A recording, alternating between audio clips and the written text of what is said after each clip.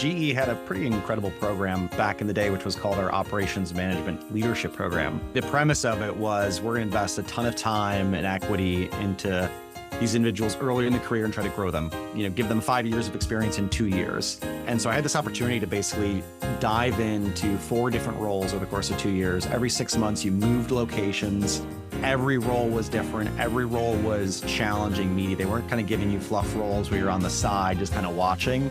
It was like, let's throw you into the deep end and see if you survive. Okay, next one. So an incredible experience that challenged me in ways that I would have never forecasted, never could have projected, but in many ways helped build me up to who I am today. Hi, I'm Sam McKenna, and you're listening to the Show Me Your Know Me show, a deep dive on the impact of personal connection and empathy from the perspective of some of the world's most successful executives.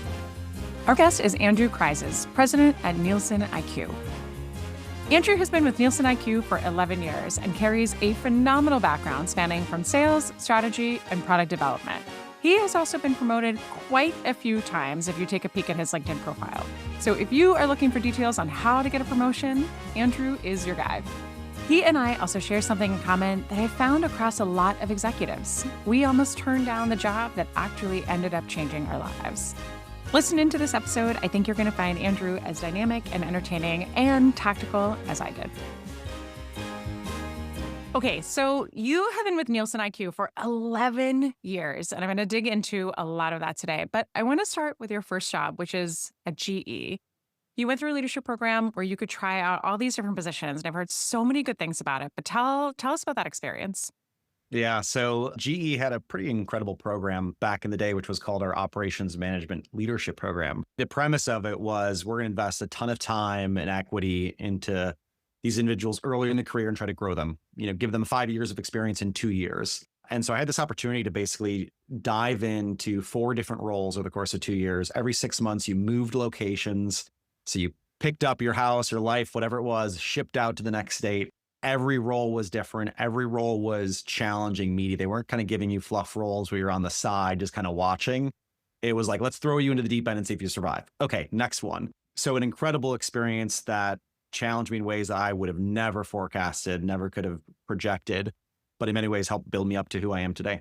So you basically get your feet wet under you, and then they think you have some kind of handle on the job that you're doing, and then they're like, thanks. Exactly. Pack it up and move on. Yeah, as soon as you get a little bit comfortable, right? Like I always think about it. So your first 90 days, right? Everyone talks about it, like first 90 days in the job is so critical. And it is like you build up a regimen of how to start from zero and what questions to ask, who to listen to, but you start repeating that and you kind of build that framework. And then by the time, you're 4 months into it, you're performing now. You should be performing if you're good at it. And then you've got like a month or 2 of ROI, and then it's like on to the next role. And then on to the next role was to very big city Madisonville. Yes, you got it. Kentucky. Yep. Tell us what happened there. So I was finishing my university education in Boston, and I'd grown up in Chicago, Boston. Like I love the big cities or being near a city. And I got this offer to go for the first job where, they just send you, right? It's just kind of planned. And I saw it as Madisonville. I'm like, oh, Madisonville. It's got to be Madison, Wisconsin. Like I know Wisconsin. I'm from Chicago. Great area. And it was Madisonville. And I had to look on the map and I'm like, Kentucky. I've never been to Kentucky. Turns out Madisonville is this awesome little town that has, 1 or 2 street lights. If you're going out for a date, you go to Applebee's, like just that kind of like true America small town. And in that town, we had a factory there with GE Aviation. And you've got this community that's just grown up around these, areas. And it's just an incredible culture. The experience and the people there are so warm and caring. And so while though coming from the outside, you're like, oh, why am I going to this small town in the middle of the country? And then you get there and it's like, you realize there's more life here sometimes and more community than even in like the big cities where you have 10,000 times more people, that kind of thing. I think so. Your post-college dating life started with you deciding whether or not you wanted to spring for the apple, yes, the salad bar at Applebee's. 100% accurate. Yeah. And that's how you knew you were going out on like a nice date. That's how you knew it was an important yeah, date. Yeah. You were 22, I think, about Yep. years of age, right? And you were managing a team of 30 or so and people Yep. who had an unbelievable amount of experience over you, both in the workforce and in life in general. And then all of a sudden you were in charge of them, which I think can be really intimidating. What did you learn? What can we learn from you there of how you even figured out how to manage all that?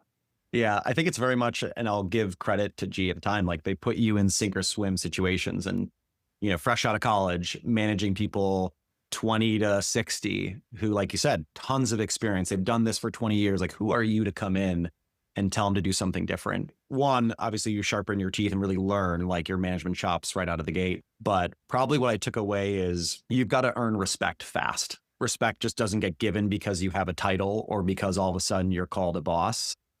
And so what I learned was to go really deep with the teams, be side by side, and take a genuine interest in what they do and start to bring their ideas and their thoughts to life. Like be a vehicle for what they want to accomplish and start to move in a common direction versus, trying to just right out of the gate challenge every single person about a direction we need to go.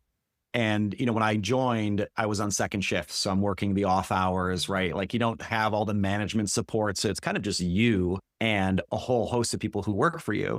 You also have to not only define like who every character is and what their personalities are and how you need to adapt, how you communicate, but also like you have to build your own confidence up, right? Like you have to feel a conviction of who you are. And so in many ways, becoming a leader so early is more about learning about yourself, learning about what you need to bring to the table, building your own confidence up so that you can engage with totally diverse set of people, right? Some have, different education backgrounds. Some are really intense. I remember I had, one guy screaming in my face, Oh, cussing me out like ah, 3 weeks in. And I was like, what is happening? But like being able to go through that and hold your cool, being able to let someone go, right? Or all the different phases and have that happen in a few short months kind of teaches you a lot of things. But I think at the end of the day, it's about building respect and rapport, gaining trust and doing it on an individual level. And it's not your title that does it. It's the time you spend with each individual. And then from there, once you've got that trust and buy-in, we could do some pretty incredible things together. the favorite leaders I have talks about one of the most valuable things that you can bring as a leader, as an individual, somebody in the workforce is the art of just figuring it out. Right. So you basically Yeah. did exactly that. You were dropped in with not a lot of support, especially at night. How does that lend to how you were successful there? Right. You didn't have a playbook, you didn't have a framework, you didn't have a lot of support. You just figured it out. Yeah, I think maybe reflecting on it, a piece of it is just being curious.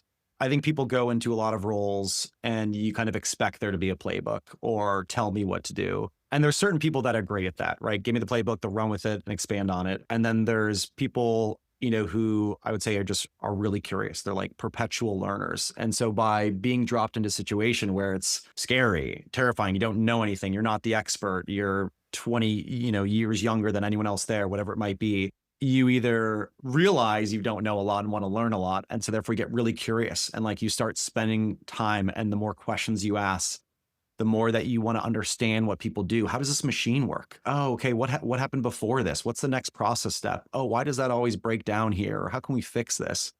The more questions, the more curious you are, like you're allowing yourself to be a sponge. And if you don't give yourself that time, you're just going to close your mind too quickly. And I think that's what has allowed me to be successful, is to go into situations where I am not the expert. I'm the least educated person in the room.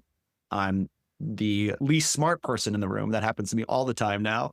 But it's your ability to kind of synthesize and be a sponge and understand and be curious that leads to these like unique experiences or opportunities, or, even just getting the buy-in of again, listening and understanding, and then using that to build a recommendation or build a path forward. I think that curiosity can do so many wonderful things for you as a leader, for your people to understand who they are, what motivates them, what they care about, but also tremendous advantages, especially from a sales perspective, because you are Yep. digging in. You're not just taking that playbook. You're saying, why does this break? How does this work? I remember being reprimanded for asking too many questions once early in my career. And then the CEO said, I will murder you if you ever reprimand her for that again. But it definitely lent to my success too. That's actually a great point. similar to you. I didn't get reprimanded for asking too many questions, but I remember, I think it was the first day of Nielsen, I got, mentioned, hey, you take too many notes. You're writing too much down. And so that was like am I? But for me, it was going back to like, I want to learn, I want to understand, I want to, truly dig in. And so whether you're filling out notebooks or scribbling something, that was just another example of like, okay, that might be a good thing. In the beginning, maybe people are questioning you, like, what are you writing down? But it's all clicking in the brain. What did they think? You were a spy? Like you were taking the notes to take it back? Right. Who is this guy coming in here? I think asking questions and patience, those are, or rather impatience, two things I've been reprimanded for that I think have actually served me really well in my career. And I suspect you're the same. Your details, right, about digging in on your people, different personality styles, different education levels. I think that's such a great example of show me, you know me. You really took it upon yourself to show those people that reported to you that had 10 and 20 years, 30 years of seniority on you, that you cared about them. But I think that you also did something that I think a lot of leaders could learn from, and it's the art of never saying, that's not my job. You rolled up your sleeves, you got in the trenches, you earned their trust, right? I have to believe that those two things together made you really successful in that role. It's getting in the trenches, earning the trust, and then also showing that you're going to go the extra mile for them. And I'll give an example, right? I was working on second shift, and when you're in a site that's working 24/7, you have a third shift, right? And so sometimes, third shift can't come in or they have an issue. And so all of a sudden you're now working, 16 hours or you're covering second and third shift. But by showing that you are leading from the front, you're supporting them, you want to make it happen. In the manufacturing world, you're not supposed to move parts, right? In a union site, but you're willing to, drive a pallet and take it down to the next side of the factory. Like you're that willing to just get in and make it happen that people are like, oh, let's go. Like, okay, if he's going to do this, I better get on it. And so I think that motivation and getting deep with the individuals, was a game changer in Madisonville. And to even think like now you have a deeper knowledge of how things work, right? Which probably puts you up in a better place for a promotion because you understand how all the ins and outs work like no one else. I always say frontline and second line managers should still be able to demo the platform and talk to the things that 100%. they sell, right? Or analyze the data.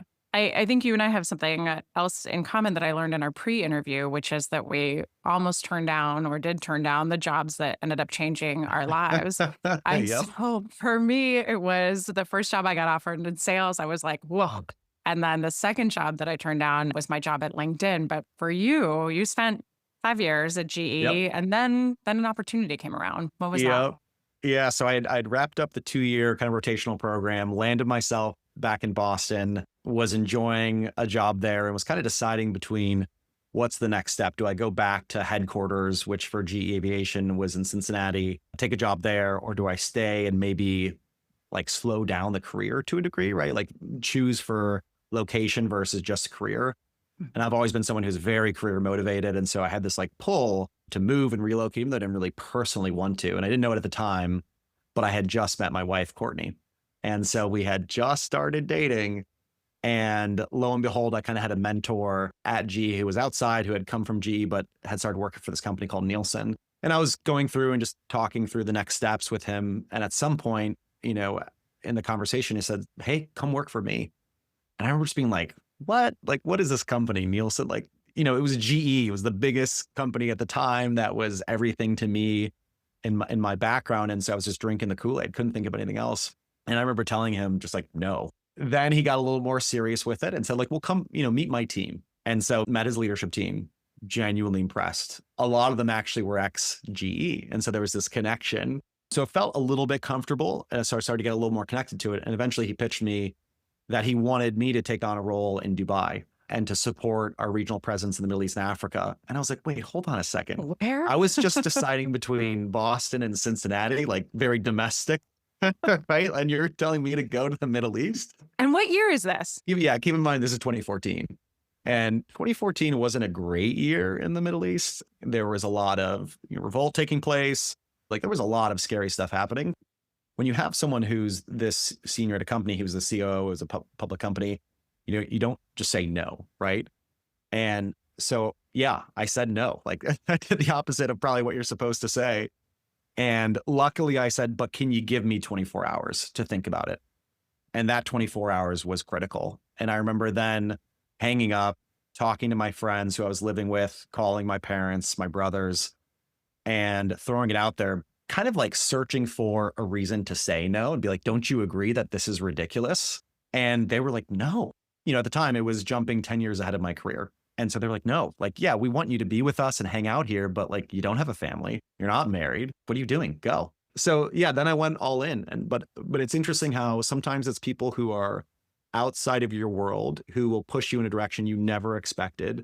And sometimes we have our comfort blinders on, I call them, right? Like we're Right. comfortable here. We know it's secure. We want to hang out. We want to be with our pals. But we need people to say, like, this would be a great move to really push us out of that comfort zone. Like, that's what I think is also so beneficial about mentors, right? Yep. That they know you, they know the landscape, they look at things a little bit differently, and you can source more information, reflect, and then ultimately decide. We know what happened with Courtney since you guys got married, but what happened with Courtney in the meantime? Everybody wants Yeah. to know.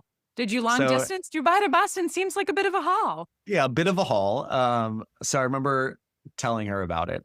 She was I like, th- if you I just wanted to think break up, you could have told me. It's it fine. was on the fence. And I remember like I started my campaign to convince her, right, to do distance, which come on, we were only 5 months into a relationship. You're like, do you really want to do thousands and thousands of miles? But I summarize it like this. And I said, if you believe in me and you believe in this relationship, you'll know and you'll feel that like long term, this is 100% the right move. So I convinced her to do distance. She was super sad. She didn't talk to me for a weekend for sure. Oh, That happened.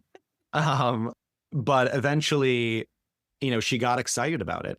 I love that story. And the long game paid off. I mean, you've been at NielsenIQ now for 11 years. And I want to say that you must hold a record for the amount of promotions you've had in this short period. Is there someone we can fact check that with? But I mean, you've had 7, 8 different roles, right? It's been a pretty cool experience. And I would say a lot of these different transitions over those 11 years, like if I put a career plan on paper and said, this is, point A to point B to point C, it wasn't that.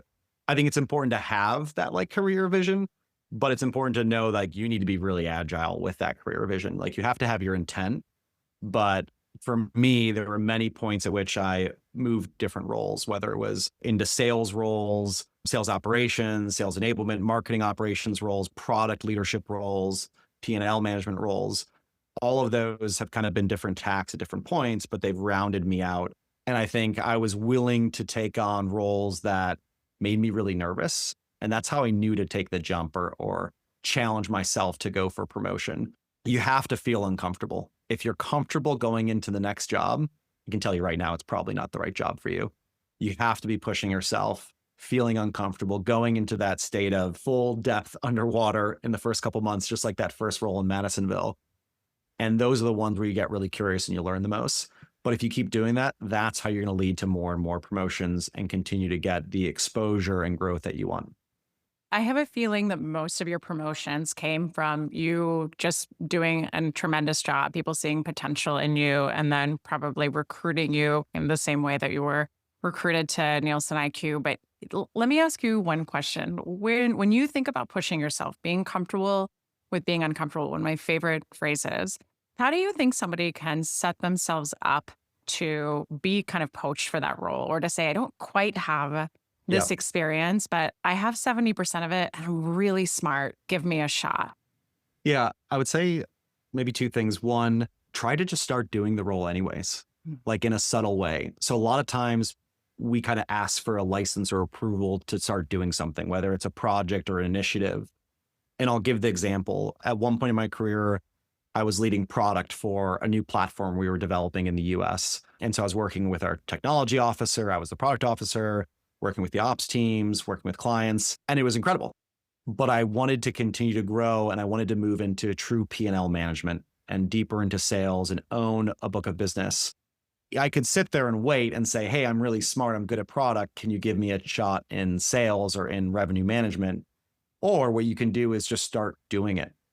Meaning, jump in, dive in with the sales team, start taking on some engagement with clients and starting to almost morph into that broader GM role rather than waiting for a license to act. Do a shadow role, right? Like there's nothing that stops you. And I almost guarantee you, if you go to any manager, any function and say, hey, can I just shadow? Like, can I do a little project for you for free? Right? Every leader would be like, yes. Yes, immediately. You want to help me? You want to help me make something better? And that's going to give you the exposure that you want. And it's going to give you the opportunity to be like, do I even want to do this job? Your secret to your promotions, right? So somebody might say, dang, 7, 8 promotions. How do I do that in 11 years? And I think one of the things that keys to your success is figuring out how to make your managers successful. And I Yep. think there's a little bit of a push and pull on this theory, right? So when we say your job is to make your manager successful, sometimes you get pushback from others who say it's their job to make me successful. And I'm like, Yep. oh, I agree with you though, right? When we think about how do I make my leaders look good? How do I make them succeed? How do I show them, right, that I'm here to help them get opportunities so they get me opportunity? Tell us how that's been a part in your success. If you truly understand what the organization needs Mhm. and you understand what your manager needs, what their manager needs to be successful, and you're focused on not just your specific goal or KPI, but lifting those above you, you have this opportunity to, one, sure, make your, leadership team successful, but ultimately, like, you're going to rise a tide. And I think it's better to raise the tide than it is to just try to grow a blade of grass really tall and be like, oh, I'm better than everyone around me, right? Managers want someone and leaders want someone who can almost do their job to a degree or help them make them better at their job. Like, you think about it as a leader, you've only got so much time. You've got maybe 8 to 15 people who work for you. What you want to do is not have to worry that every individual person has to be coached for 5 hours a week, right? But that if there's someone who's actually making your job easier and making you more efficient and more effective, that's amazing. Those are the people that I want to double down on and help their growth. So for me, it was always making sure that I could show that I knew what my leader needed before they actually asked me for it. I had a sponsor at NielsenIQ, Susan Dunn, and in many ways, I became her right hand for all of our analytical strategy, analytical meaning like sales analytics and understanding the business and pipeline and forecasting and thinking about the business in a different way. And I knew she needed that to help her drive the strategy for the company. And because I knew that she needed that and I had a skill set, I was able to help make her more successful. And by doing that, I think she saw me as someone that she could continue to grow and nurture and give feedback and take coaching. And that allowed me to move up and to go through several, layers in the company. The other thing that I think is when I think about, showing that you know someone and value them, it's not just your leaders that you need to do that for, it's your peers. Mhm. Like, it's extremely important that you're not the person who's focused just on yourself. If you're individually successful and everyone else is unsuccessful, like, A, that's a horrible company to be in. And two, like, to a degree, you're gonna get chopped down in a corporate world.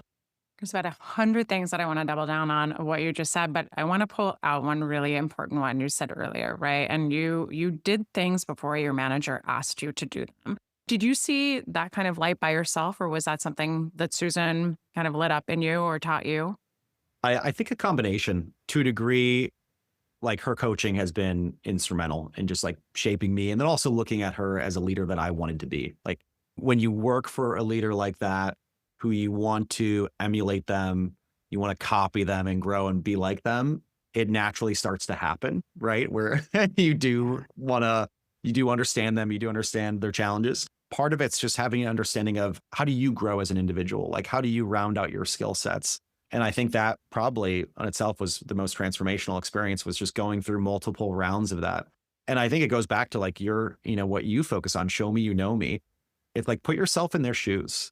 It wasn't until probably, I want to say, maybe 5 or 6 years into my career, a couple years into Nielsen, that I really understood that. And there was a pivotal moment actually, and it was before her, where my boss had to step away and all of a sudden I had to step into her shoes. This was a different individual. And it was really intense and really stressful. And there were budget cuts going on all around me.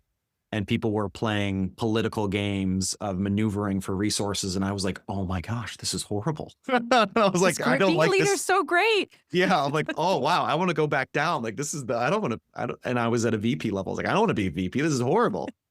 And it was that realization that, oh, you know what? She had been protecting us from all of this. She was allowing us to do our jobs really well and keeping us away from the fray. And so it was at that moment that I realized it's really important to understand what your leader is going through, how you can support them, show them you know them, but also like how to make them more capable, more efficient, more successful because they don't have easy jobs. Couldn't agree with you more. Last question for you is, how does one score a meeting with Andrew? I would say something very short and to the point. So whether it's a LinkedIn ping or an email, and LinkedIn sometimes is the best because I feel like emails half the time just go to spam and you can't find them, but something very short and punctual to the point. Hey, I want to chat. Really want to talk about this. I can't wait for the onslaught of 78 Yeah. very short and direct connection requests to come your way on LinkedIn. What a pleasure to hang out. Thanks Thanks for so much sharing for your having me. stories and really great advice today. Really appreciate it.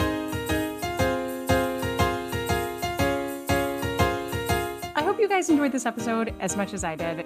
Now let's get into it to answer some burning questions from our audience. All right, who's ready for Sam Spills? Let's get into our Q&A. Okay, great question here. What are the biggest mistakes you're seeing sellers make in their emails right now? And to me, it's an easy one. We are scaling and veiling. We are making it look like we have made an effort when we haven't. We're using AI for everything. What I would tell you is to consider this, as always, right? Your subject line matters more than anything else. If you have a generic subject line, the odds of your email getting open are slim to none. So make the effort. Think about the show me, you know me subject line that you can make, right? And then think about, okay, how can I create the subject line that makes no sense except to the person receiving it? How do I do some research? How do I put something together? If you guys are listening to this and you're like, what is a show me, you know me subject line? Go on LinkedIn, type in hashtag SMYKM, the acronym for show me, you know me, and you will find 100 posts more on that topic alone. So that's first and foremost. Second is the mistake that people are making in sales is they're saying what we do instead of the challenge we solve, right? You're taught by every email guru out there to say, hey, I noticed that you guys are hiring and I bet it's hard to, get quality candidates. We've helped companies like Costco do exactly that, interested to learn how we did it. Imagine that's your outreach for dating. Hey, sounds like you're looking for a girlfriend. I've dated some guys that look just like you. Interested in learning more? No. So what we want to think about is a challenge we solve. What do you do for that buyer? What is that buyer thinking about? What's top of mind for them, right? How can you help them specifically? It's not what you do, it's what you solve. And then what you want to think about is the hidden or forthcoming objection. We don't think about what they're going to object with. We just try to make it as short as possible. And in fact, we don't want to make it as short as possible. We want to educate. We want to teach. We want to give them some FUD, some fear, uncertainty, and doubt. So if I say, I can help you buy a house, and somebody says, don't need you, I have a realtor for them. I would say, I imagine you have a realtor. But one of the great parts about me is I don't charge a commission at all. I've retired long ago and I do this just for fun. Want to chat? Oh, well, that's different. I know. Let's talk. So think about that, right? What's the value in the challenge that you're bringing to solve for them? And then what's the hidden or forthcoming objection? Okay, let's take a look at this one. How do I ask the tough questions on a discovery call without offending the prospect? I.e., are you the decision maker or do you have budget? Oh man, I wish I could just ask that. Hey, are you the decision maker? You have money to spend? I would love that. Here's the thing. You can ask these questions by having a generally better conversation to begin with. So try this on your next discovery call and see what happens. At the start of it, I want you to use an opening script like this. Sam, thanks again for making time. Listen, I could tell you a million things about Sam sales. 1, 2, and 3. Those 3 things, by the way, are related to that buyer persona. Even if they inbounded for number 1, I want you to talk about 2 and 3 because they're going to say, well, I came in for 1. I didn't know you did 2 and 3. And you're going to say, I know, good thing I brought it up. They're going to say, that's great. All right. So I'll tell you a million things about Sam sales. 1, 2, and 3. I'd love to hear about you. I know 1, 2, and 3. Super short headline things that you know about their company, about their struggles, about the notes you got from their BDR or whatever. And then you say, or your BDR rather, and then you say, but tell me about you. Overall challenges, things you're looking to accomplish. What's the overall landscape like at Comcast? Can we start there? If that's okay. And then they're going to say, yeah, oh my gosh. And then they're going to talk for a really long time. As you listen, right, you're going to write down all these topics. You're going to have questions that you can ask them. You're going to have all these things that you can dive into and find out How much money do they have? Why are they trying to make a decision now? Who's the ultimate decision maker? Who else is this causing pain to? You can ask these questions without having to ask those things directly. So let's even think about the ultimate decision maker. Got it. That was really, really helpful. Okay, listen, there's a bunch of places I can help you. There's a bunch of places where we can help. I would love to book a second call, walk you through some of those things. Can you tell me a little bit about how decisions are made at your organization? Who else does this impact? Who else needs to weigh in? Who else would find value in what we do? What does that look like? Who should we invite to the next call? Make it assumptive, make it client-centric. Ask for help. Don't ask from a self-serving, like, how are we going to get this signed off on way, but ask for help. That's a wrap on this episode, but stay tuned for the next one. And by the way, let us know in the comments what you think of the podcast. We're always looking for new guests and topics that you'd like for us to cover. See you next time.